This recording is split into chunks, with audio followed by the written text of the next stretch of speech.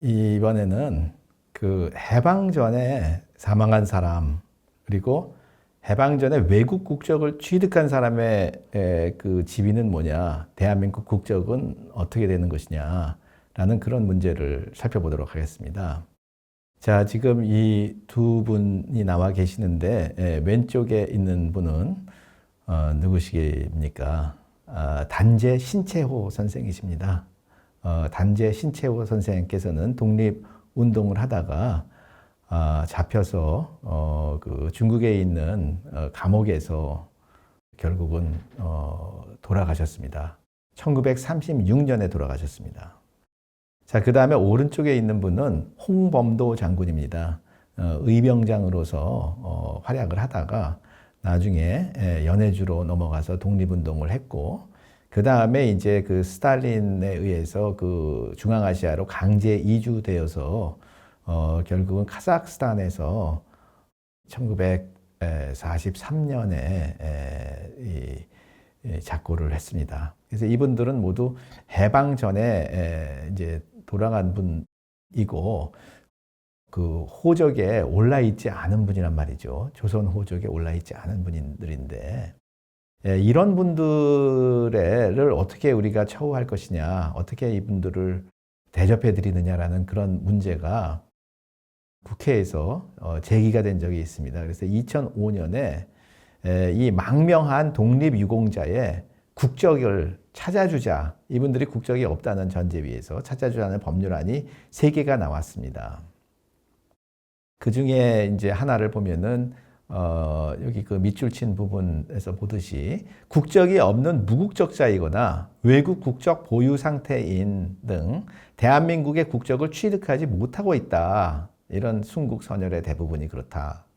따라서 비록 이미 사망하였지만 지금이라도 이들 순국 선열들에게 대한민국의 국적을 찾도록 예우함으로써 그들의 정신을 기리고 우리의 자긍심과 민족 정통성을 확립하려는 것이 이 법률안의 목적이다. 이렇게 설명을 하고 있습니다. 또 다른 이 법률안의 그 설명을 보면은 무국적 또는 외국의 국적을 보유한 상태로 사망한 독립유공자 및 그 직계 비속에 대해서 대한민국 국적을 회복하도록 한다는 것을 목적으로 내세우고 있습니다. 자, 그런데 이분들이 해방 전 해외 망명 후에 사망한 그런 사람들이 무국적자인가? 아니면 외국인인가?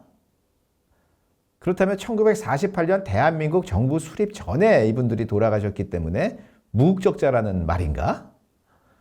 또 호적에 등재되지 않았기 때문에 무국적자라는 말인가? 이런 의문이 제기가 됩니다. 그렇습니까, 과연?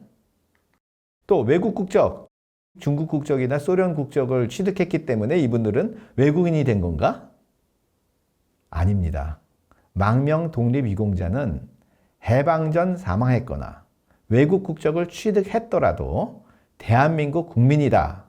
그렇기 때문에 그분들을 잘 대해주겠다고 해서 만든 이 3개 법률안은 사실상 그 전제가 잘못된 거다. 그래서 결국은 이것이 잘못된 것임이 인정이 됐고, 그래서 결국은 폐기가 됐습니다. 이에 대해서 이 3개 법률안을 검토한 국회 법제사법위원회에는 다음과 같은 의견을 제시를 했습니다. 일제시대 조선인을 부로 하여 출생하였다면 국적에 관한 임시조례에 의하여 미군정하에 조선의 국적을 가지므로 우리 국민이고 대법원 판례에서도 이를 인정하고 있음. 외국 국적을 보유한 상태에서 사망한 경우에도 우리 국민이다. 즉 1900년 대한제국 시대에 개정된 의뢰 외국 치손 국채자 처단례 제2조에 의하면 특별한 허가와 절차를 거치지 않은 국적 이탈은 허용되지 않고 외국 국적 취득으로 인한 대한민국 국적 이탈은 1948년 12월 20일 국적법 시행 이후부터 가능하다고 해석되므로 조선인으로서 일제시대 외국 국적을 취득한 자의 외국 국적 취득은 효력이 없다.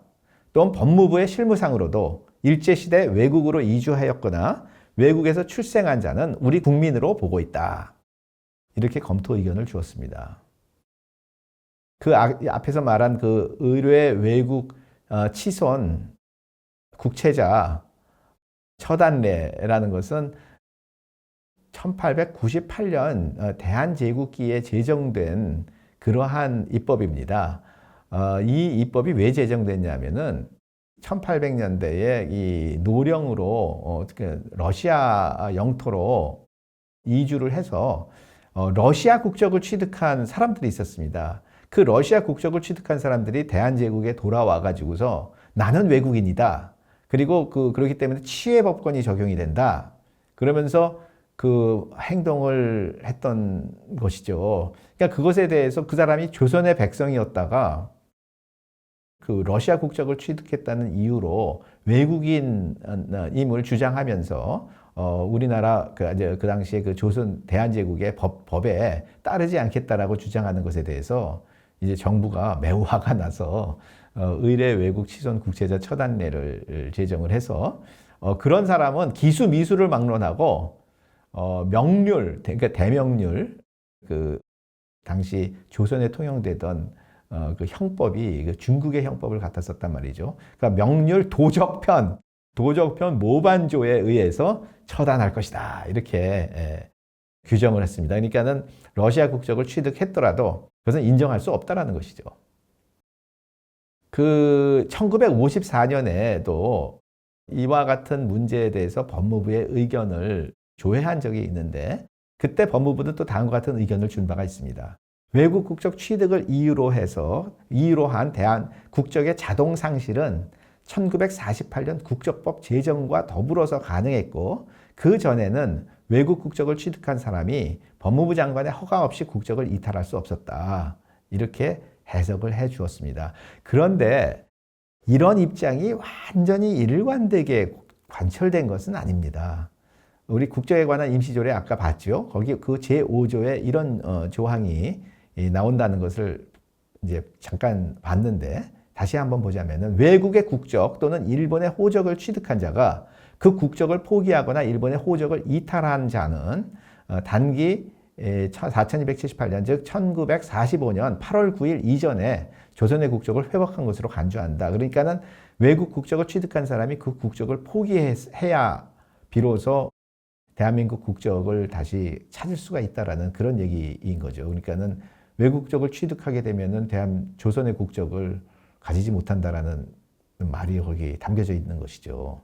또 1981년에 대법원이 판결을 내린 사건이 하나 있는데 그 사건에서 1925년경에 그 미 합중국의 국적을 취득한 귀화한 사람이거든요.